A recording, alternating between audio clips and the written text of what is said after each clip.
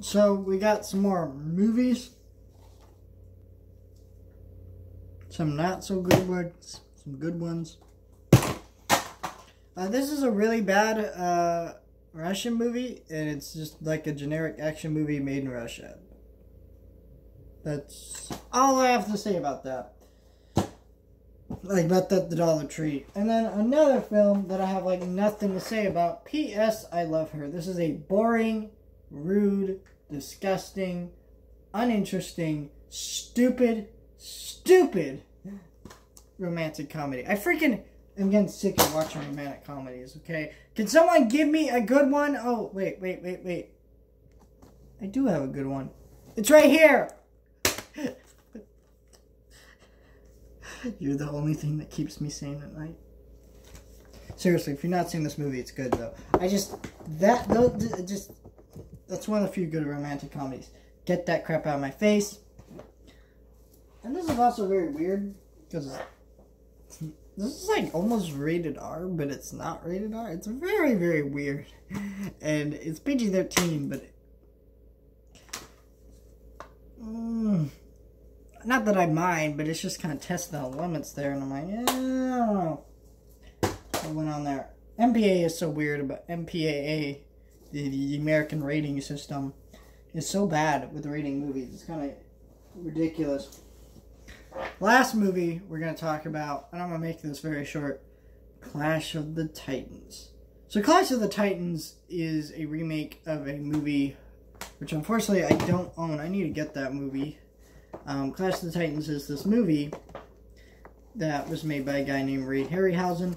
Ray Harryhausen was a man who was influenced by the original King Kong, and if you don't know, like the original King Kong movie that was made in like the 30s and such, was CG, or not CG, I mean stop motion animated, and it was a very influential film. It's one of the best films ever made, ever. But anyways, after that movie came out, this man, grew up. He was influenced by it, and he made films with similar techniques to the original Kong, where he'd have a live action film then animate like some CG creature or stop motion creature. And one of his most famous was the skeletons, which come from the Clash of the Titans movie, which is fantastic. It's one of the best films of its era. And so, but those types of movies are kind of dated. They're just kind of creature features, adventure type movies, which are movies we don't make that much. So kind of remaking it into this live action epic in the modern day seemed like, yeah, let's do that. That makes sense. This movie is so boring. The characters are so one note. It's so uninteresting. Half of the cast does not even emote half the time.